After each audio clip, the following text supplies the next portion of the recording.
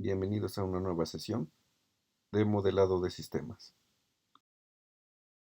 El día de hoy estaremos trabajando con lo que es el modelo dinámico de un robot de 2 grados de libertad tipo planar, con articulaciones rotacionales, como se muestra en la siguiente figura. Este modelo que vamos a obtener se realizará por medio de la metodología de Euler-Lagrange. Para esto consideramos lo que es este sistema de 2 grados de libertad, un sistema mecánico que está empotrado sobre una tierra física, y vamos a suponer que el primer eslabón tiene un movimiento rotacional respecto a este pivote, y el segundo eslabón también tiene un movimiento rotacional respecto a un segundo pivote que va a estar considerado al extremo del primer eslabón.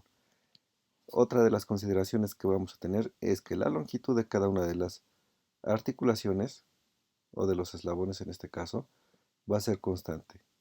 Y vamos a determinarla como alfa 1 para el primer eslabón y un alfa 2 para el segundo eslabón.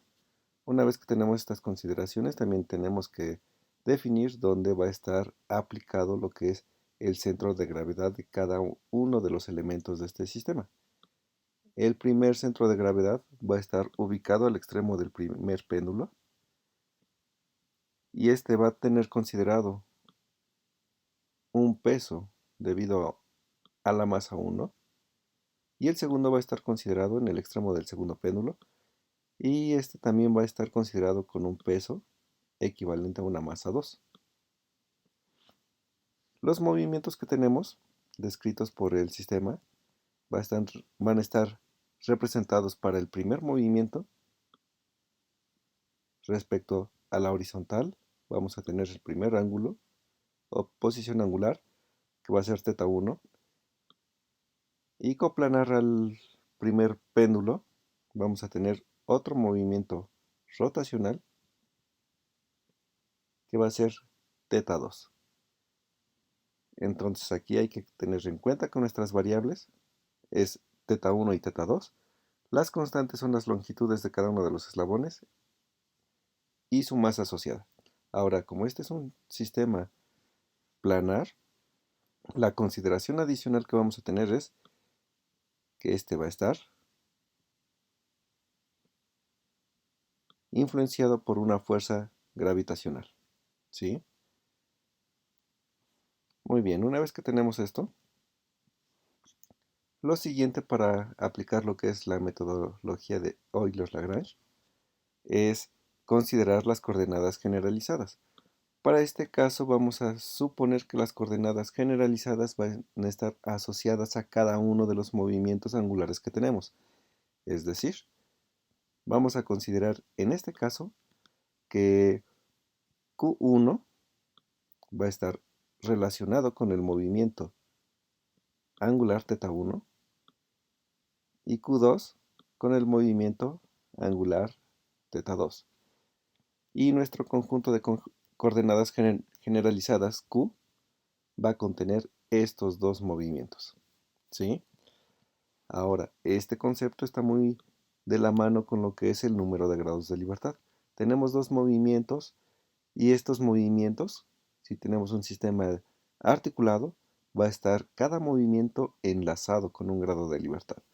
Pero el número de grados de libertad, en este caso descrito como n minúscula, se describe como el número de coordenadas generalizadas menos el número de restricciones. Es decir, para nuestro sistema que es planar, tenemos un primer péndulo, a él está interconectado un segundo péndulo.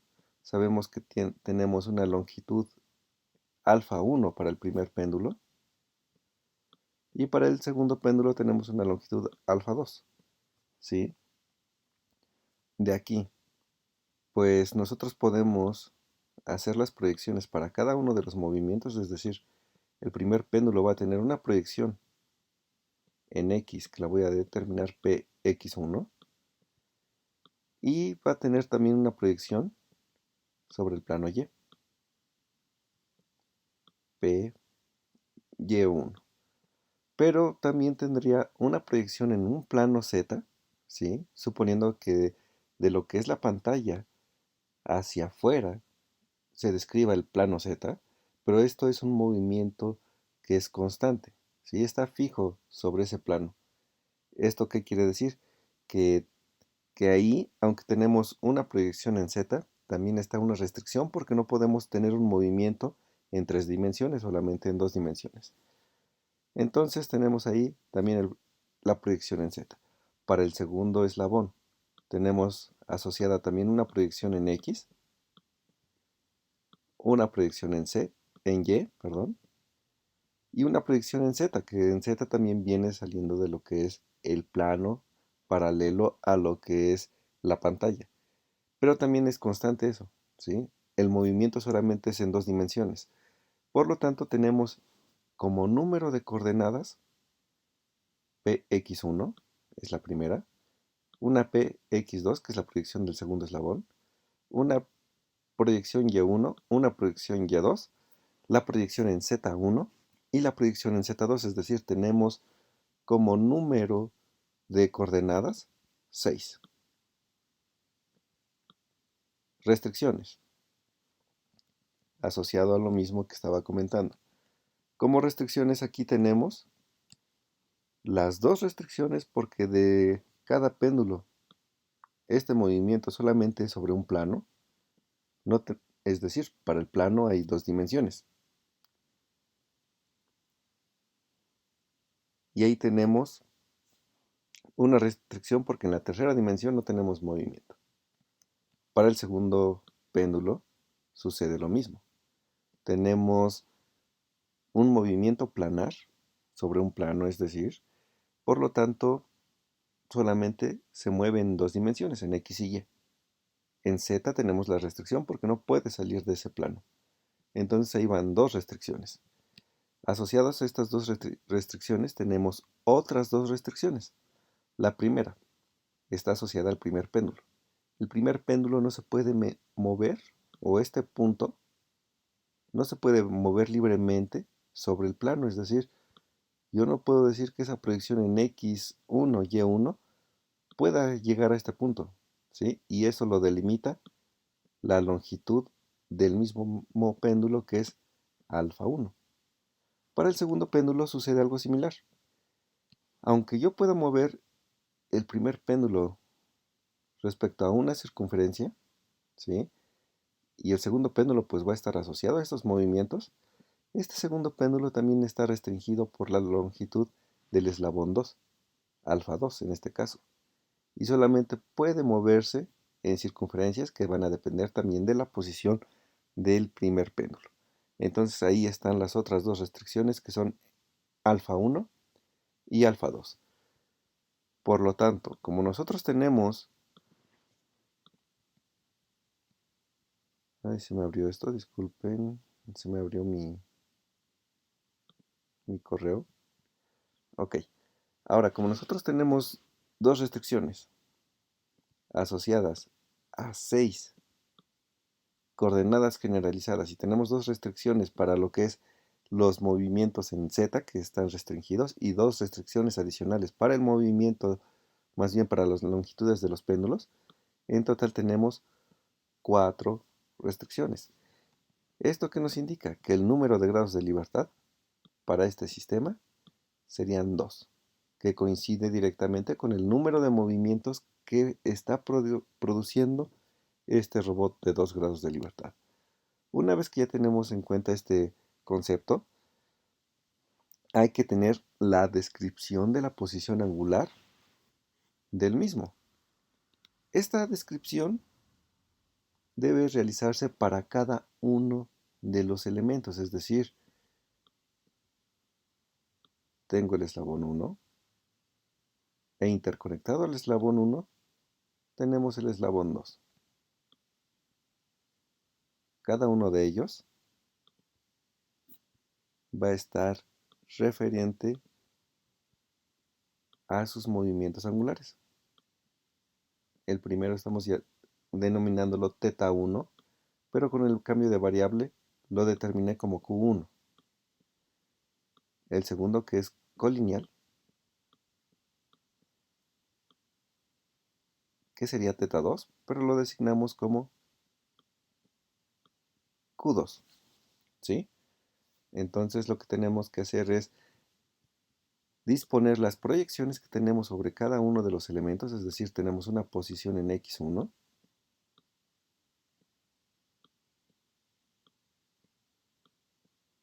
y tenemos una posición en y1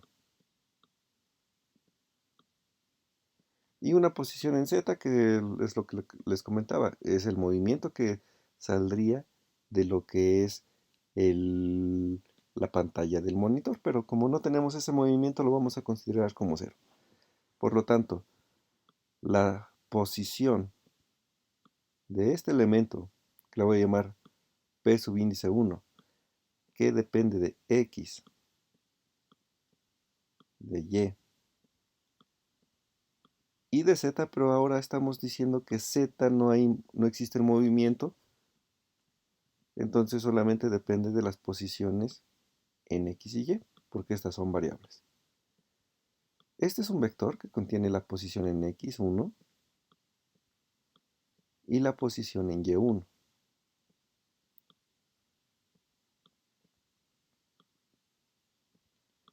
Pero la posición en X1, ¿quién es?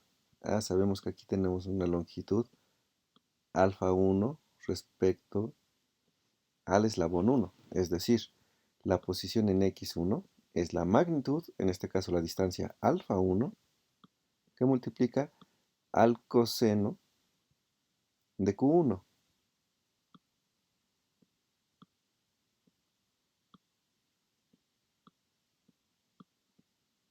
Y por otro lado, la proyección sobre y, que es py subíndice 1, es alfa 1 por la función seno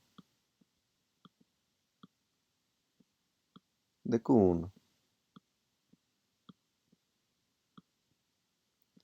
Una vez que tenemos en cuenta estos dos elementos, ahora podemos pasar a lo que es la proyección del segundo eslabón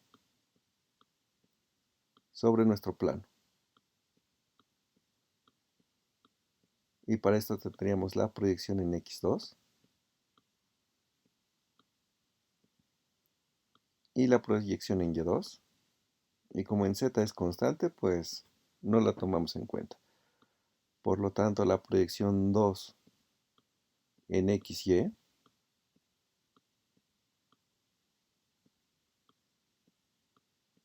si observamos bien este elemento, esta proyección respecto a nuestro marco de referencia, que es el origen, es esta distancia más esta distancia.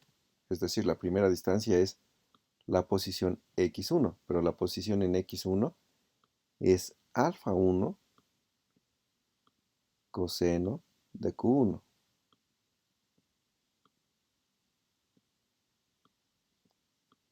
más esta distancia, ¿sí? Es decir, más alfa 2, que es la longitud del segundo eslabón, que multiplica al coseno, y si nosotros ponemos aquí una recta paralela a lo que es la horizontal, este ángulo de aquí sigue siendo q1.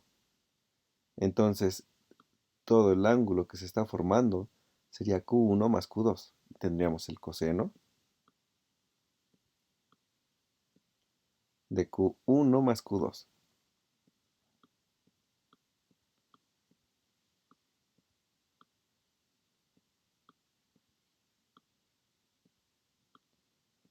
Del mismo modo, obtenemos la proyección en y2. La proyección en y2 es esta distancia más esta distancia, es decir, la posición en y1, que es alfa 1, por la función seno de q1,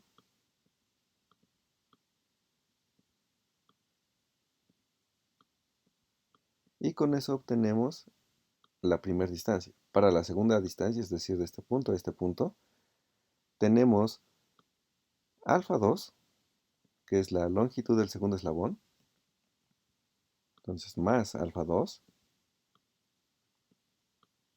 por la proyección de todo esto sobre y, es decir, el seno del ángulo 1 más el ángulo 2.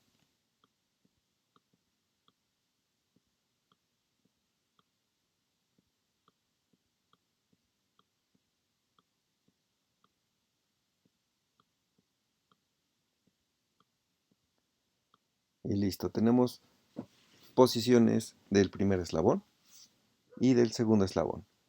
Lo siguiente que tenemos que hacer es obtener las velocidades angulares de cada una de estas posiciones, es decir, nosotros sabemos que del concepto de velocidad, la velocidad es una variación temporal de las posiciones y con esta definición lo podemos asociar directamente a la primera derivada.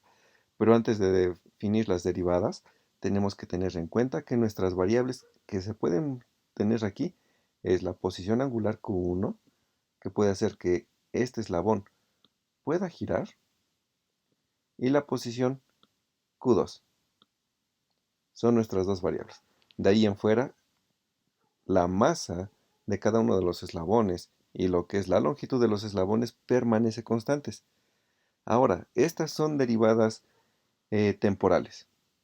Por lo tanto, la velocidad 1, que también viene para x y para y, tiene que ser directamente la derivada temporal de la posición 1. Entonces hay que tener en cuenta que para nosotros Q1 y Q2 son variables que dependen del tiempo.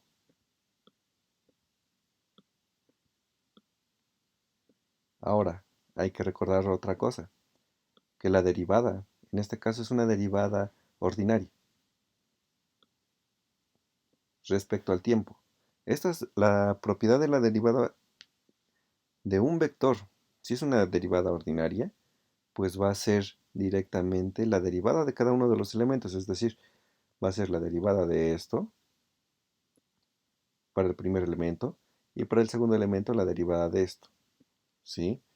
Ahora, alfa 1 es constante, entonces tenemos alfa 1 por la derivada del coseno de Q1.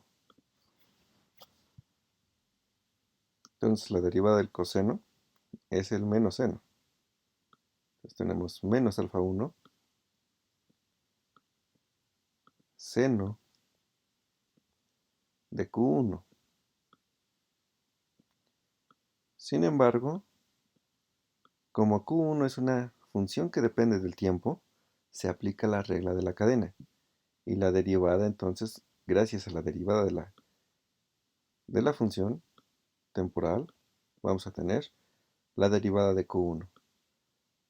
Para esto lo voy a llamar Q1 punto, ¿sí? Para el segundo término va a suceder algo similar. La derivada del segundo término es alfa 1 por derivada del seno, que la derivada del seno es el coseno de nuestra variable, que es Q1, por la derivada de Q1. Q1 punto. Y tenemos la primera derivada. Una vez que tenemos la primera derivada, que se refiere a la velocidad 1, obtenemos la velocidad 2. La velocidad 2, de la misma forma, va a ser la derivada de la posición 2, derivada respecto al tiempo. Y basados en el concepto que acabamos de realizar para la velocidad 1, pues como esta parte es la posición 1, entonces la derivada de eso es lo mismo que en el caso anterior, es decir, alfa 1 seno de Q1 por Q1 punto.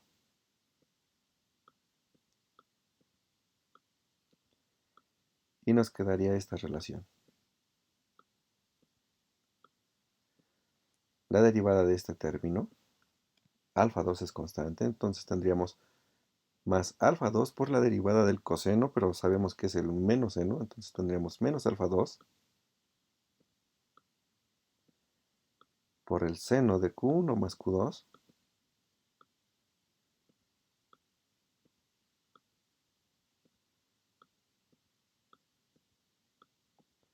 por la derivada del argumento de esa función. Es decir, tenemos Q1 más Q2, su derivada sería Q1 punto más Q2 punto, que está multiplicando a la función seno.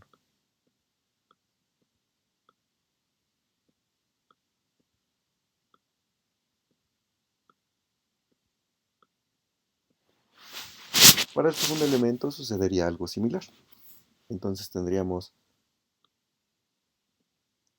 alfa 1 coseno de Q1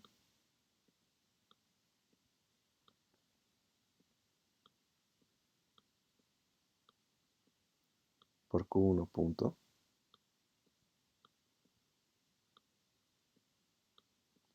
más alfa 2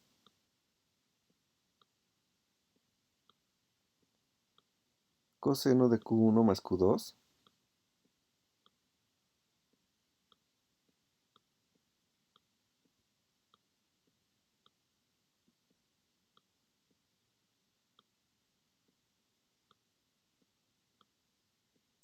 por Q1 punto más Q2 punto.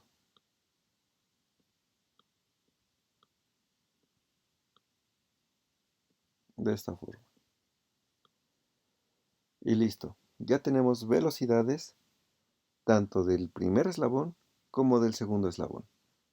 Siguiente punto que debemos tratar ahora sería aplicar directamente lo que es el concepto de energía cinética. Y la energía cinética es una relación escalar que se describe por un medio de la sumatoria desde i igual con 1 hasta el número de grados de libertad, que en este caso es 2, de la iésima masa por la iésima velocidad al cuadrado. Ahora, en este caso, nosotros ya tenemos dos propiedades, o más bien dos resultados preliminares, la velocidad 1 y la velocidad 2. Es decir, la masa 1 por la velocidad 1 en magnitud al cuadrado, lo voy a hacer para i igual 1, con 1 primero. Entonces, esto va a ser igual a la masa 1 y una velocidad en magnitud es, si nosotros tenemos un vector, recordando un poco las clases de cálculo vectorial o cálculo multivariable, vamos a tener directamente, o también álgebra lineal, un producto interno. Tendríamos la velocidad 1 en x, y z, que en este caso solamente es x, y, transpuesta por la velocidad 1. ¿Sí? Pero si queremos la magnitud viene raíz cuadrada, pero luego viene todo esto al cuadrado, quedándonos solamente esta expresión. Es decir, esto va a ser igual a la masa 1, que multiplica a el vector de velocidad 1, transpuesto por el vector de velocidad 1. Pero si nosotros hacemos ese cálculo, va a ser el primer elemento al cuadrado más el segundo elemento al cuadrado. Es decir, esto que multiplica a alfa 1 al cuadrado por el seno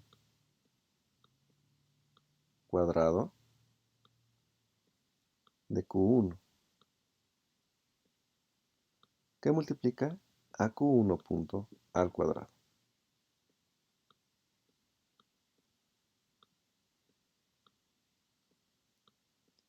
Más el segundo elemento al cuadrado del vector de velocidad 1, que es alfa 1 al cuadrado, por el coseno cuadrado de Q1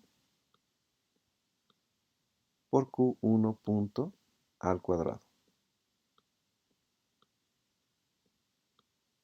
De esta expresión podemos observar que podemos factorizar ciertos términos. Y lo que podemos factorizar es el alfa 1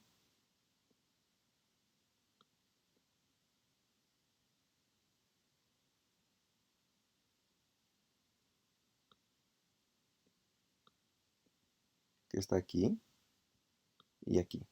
Alfa 1 al cuadrado lo podemos factorizar. También podemos factorizar esta q1 punto al cuadrado y esta q1 punto al cuadrado.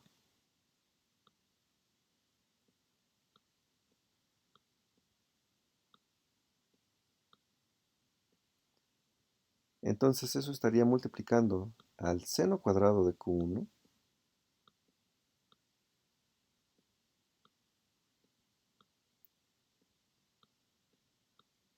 más el coseno cuadrado de q1. Sin embargo, nosotros sabemos que esa es una relación trigonométrica, que también se describe como la unidad, es decir, una identidad trigonométrica que cuando esto sucede, se hace 1.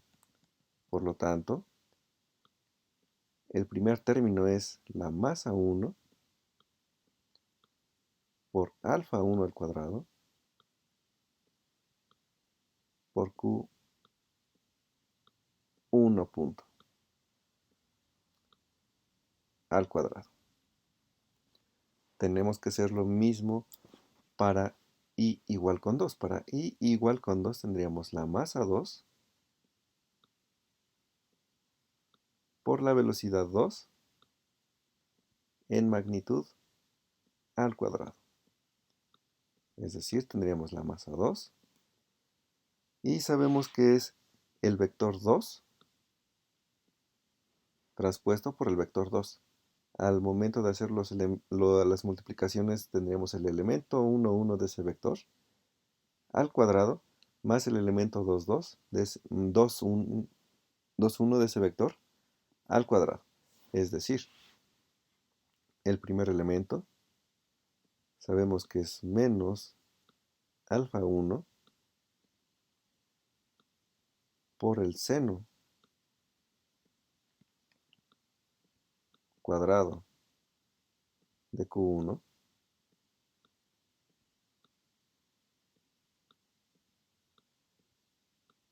por q1 punto al cuadrado. De hecho, ahorita voy a quitar los cuadrados porque tenemos que ver las relaciones que se están generando. Entonces, primero voy a poner los elementos.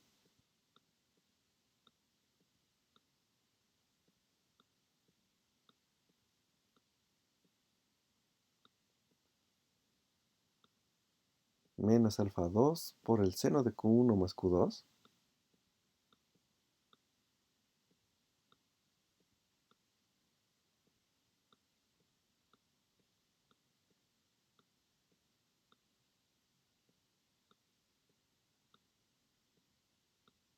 por q1 punto más q2 punto.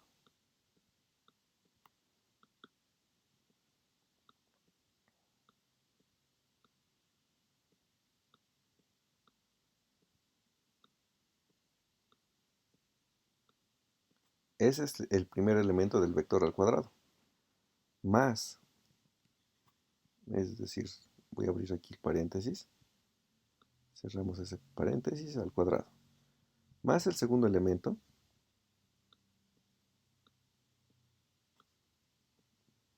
Y es alfa 1 coseno de q1 por q1 punto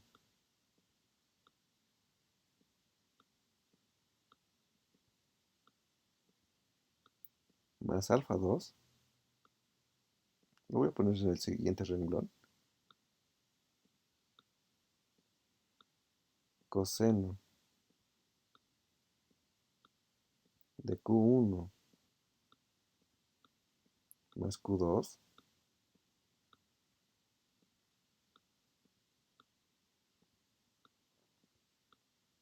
por q1 punto más q2 punto.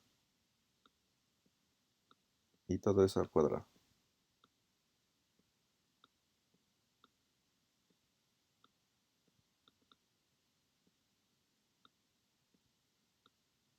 y se cierra el corchete.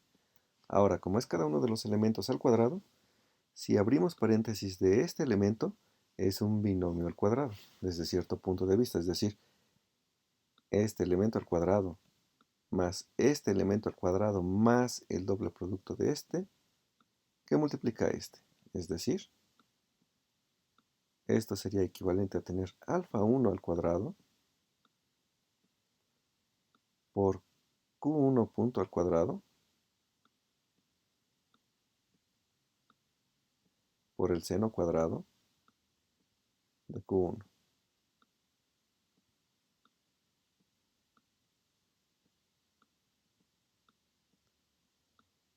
Y ese es el primer elemento al cuadrado. Más este al cuadrado, entonces tendríamos más alfa 2 al cuadrado,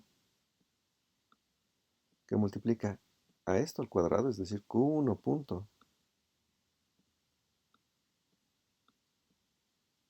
más q2 punto,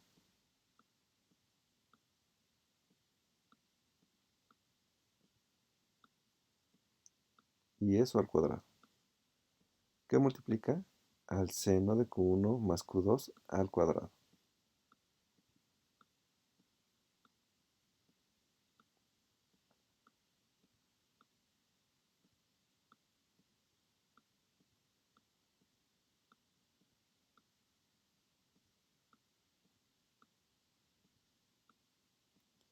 Más el doble producto de este elemento que multiplica al segundo elemento, es decir, más alfa 1 alfa 2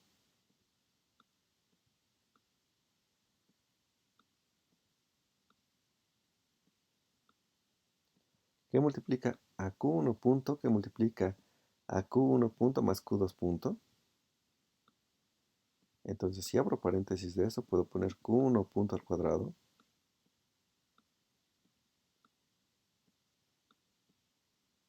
más q1 punto por q2 punto.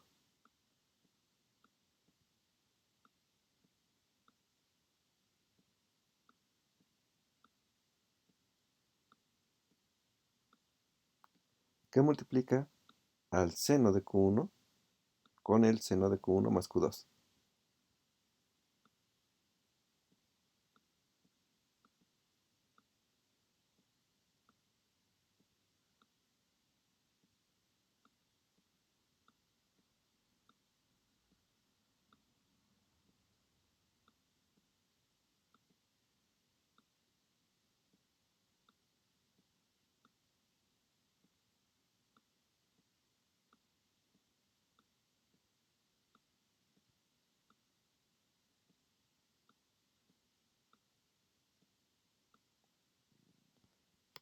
Y listo. Ya tenemos ese primer elemento al cuadrado. Al último lo voy a multiplicar por la masa 2. ¿Sí? Y requerimos ahora el segundo elemento al cuadrado, todo esto al cuadrado. Que de la misma forma que el primero, tenemos este elemento al cuadrado, es decir, alfa 1, bueno, aquí me falta más, alfa 1 al cuadrado, por q1 punto al cuadrado, por el coseno cuadrado de q1,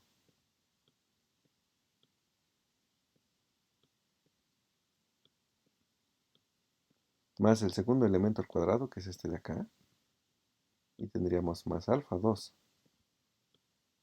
al cuadrado, por q1 punto más q2 punto al cuadrado,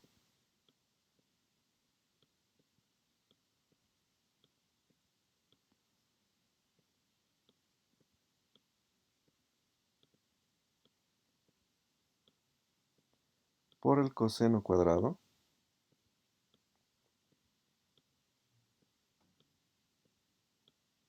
de q1 más q2.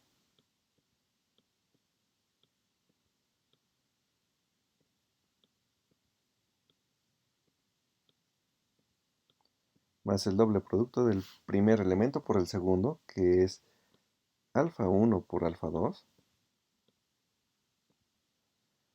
por Q1 que multiplica a Q1, bueno, Q1 punto, que multiplica a Q1 punto más Q2 punto,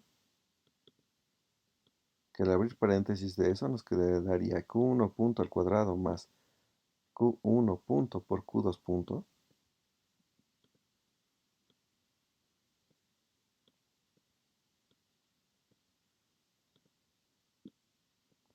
que multiplica el coseno de Q1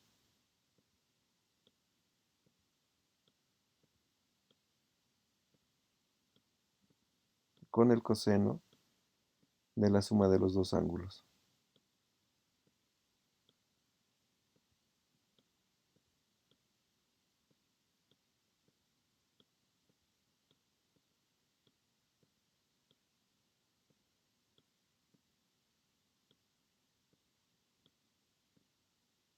Cerramos paréntesis y lo multiplicamos por la masa 2.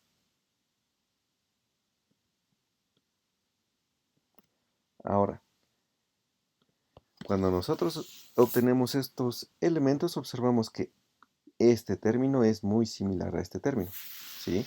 Tenemos alfa 1 al cuadrado por Q1 punto al cuadrado, pero en el primero está multiplicando a un seno y en el segundo a un coseno. Nosotros podemos factorizar esos elementos de tal manera que vamos a obtener la masa 2, que está multiplicando a todo eso, que multiplicaría a este término que es un factor común por el seno cuadrado más el coseno cuadrado, ambos respecto a Q1. Pero al igual que en el elemento anterior, este de acá aplicamos la identidad trigonométrica de la unidad. Es decir, tenemos alfa 1 al cuadrado por Q1 punto al cuadrado. Luego tenemos este elemento que se va a sumar con este elemento. Observamos ambos términos y son muy similares. Podemos factorizar lo que es alfa 2 al cuadrado, que multiplica a Q1 punto más Q2 punto al cuadrado y multiplica nuevamente a una identidad trigonométrica que es el seno cuadrado de Q1 más Q2 más el coseno cuadrado de Q1 más Q2. Y eso sigue siendo la unidad, es decir, más alfa 2 al cuadrado que multiplica a Q1 punto más Q2 punto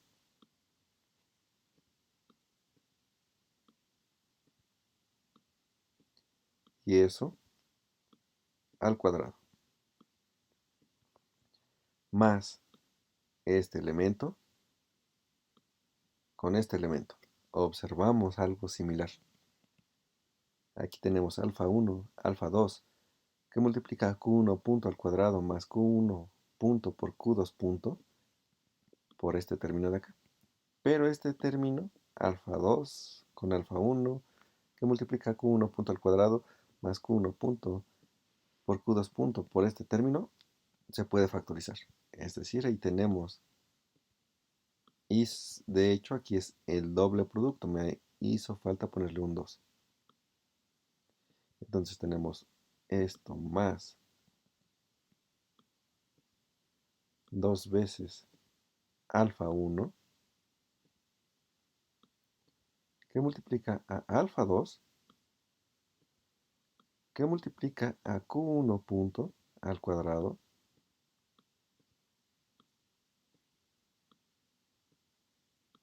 más Q1 punto por Q2 punto.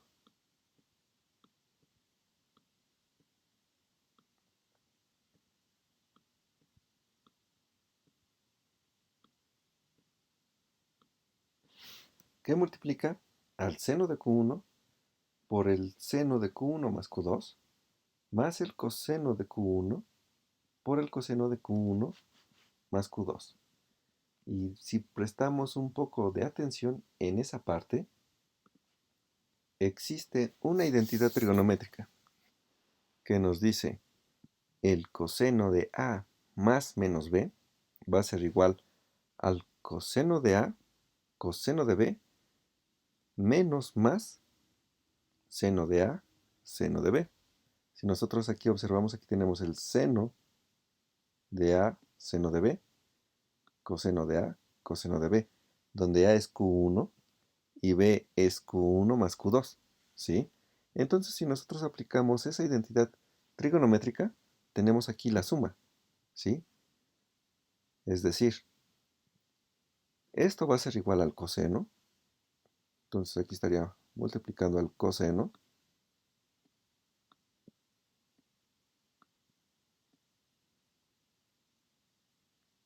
de, en este caso, tendríamos Q1 más Q2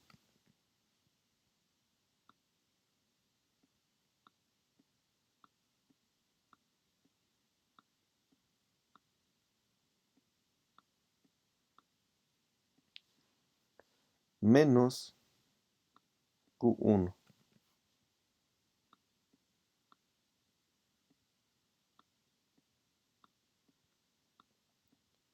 Este término con este término se va.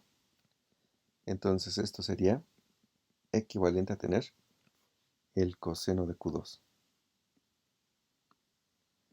Y listo.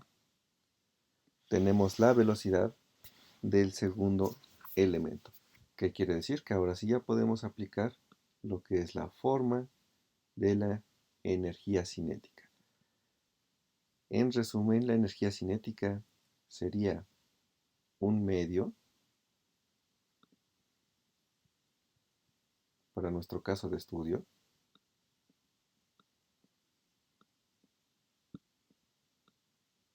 de la masa 1 por alfa 1 al cuadrado por Q1 punto al cuadrado, que es la masa 1 por la velocidad 1 en magnitud al cuadrado, más, para i igual con 2, un medio de la masa 2 que multiplica a la masa 1, a la masa 1, a alfa 1 al cuadrado por Q1 punto al cuadrado más alfa 2 que multiplica ahora sí que a Q1 punto más Q2 punto al cuadrado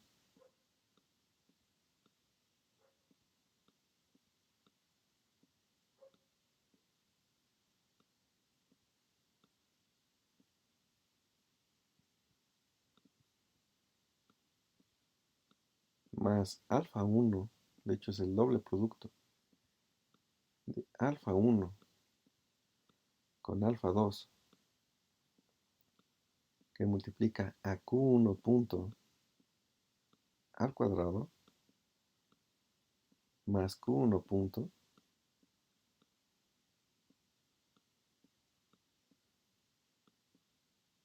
por Q2 punto.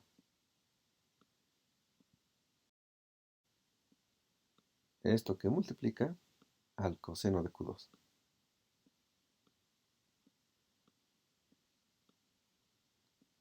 Y con eso obtenemos lo que es la energía cinética de el sistema robótico de 2 grados de libertad. Una vez que tenemos la energía cinética, sobre lo que es la metodología de Euler-Lagrange, necesitamos obtener la energía potencial, ¿sí? Para nuestro caso, la energía potencial va a estar descrita como lo que es la constante de gravedad, G, que es 9.81 metros sobre segundo al cuadrado, que multiplica a la sumatoria desde i igual con 1 hasta n, donde n es 2, de la iésima altura al iésimo centro de gravedad por la iésima masa. Pero recordando cómo es nuestro sistema, que tenemos los dos péndulos entrelazados, entonces la primera altura es la posición en Y, porque nosotros estamos diciendo que el centro de gravedad está concentrado directamente en el extremo de cada uno de los péndulos. Y cuando i es igual con 2, la altura pues tiene que ser todo esto. Ahora, una vez teniendo eso en cuenta, pues prácticamente vamos a tener entonces nosotros como la constante de gravedad g, que multiplica a la masa 1 por L1, alfa 1, que es la longitud del primer eslabón, que multiplica a la función seno de Q1.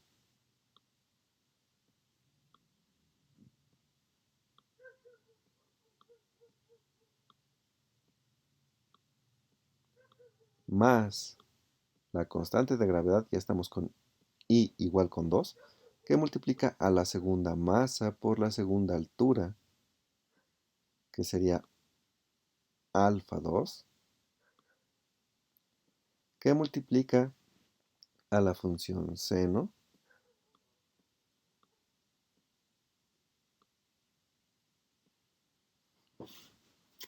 de Q1 más Q2.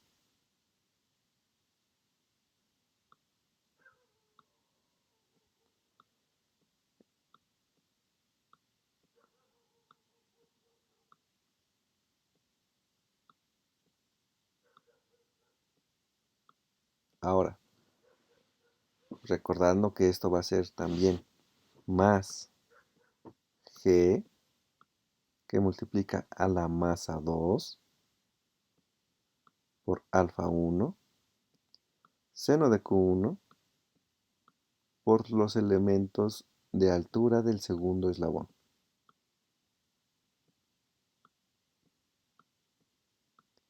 Y listo, con esto tenemos la energía potencial. El siguiente elemento que debemos obtener para aplicar la metodología de Euler-Lagrange debe ser lo que es el concepto de lagrangiano. El lagrangiano es un escalar, ¿sí? Este escalar es la suma, más bien, es la energía cinética menos la energía potencial, descrito de esta forma. Ya tenemos cada una de estas dos energías. Entonces lo que nos restaría para obtener el lagrangiano es hacer prácticamente lo que es la operación algebraica.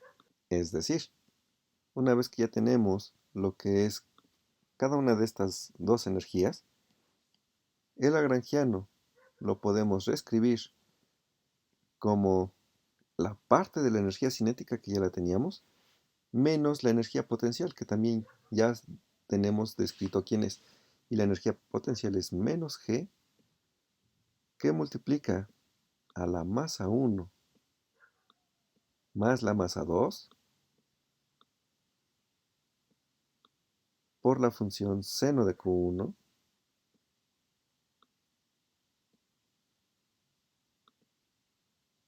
De hecho, multiplica a alfa 1 seno de Q1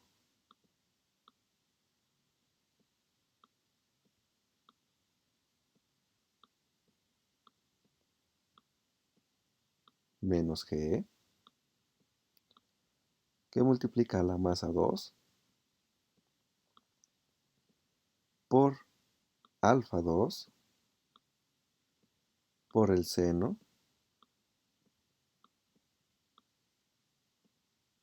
de Q1 más Q2.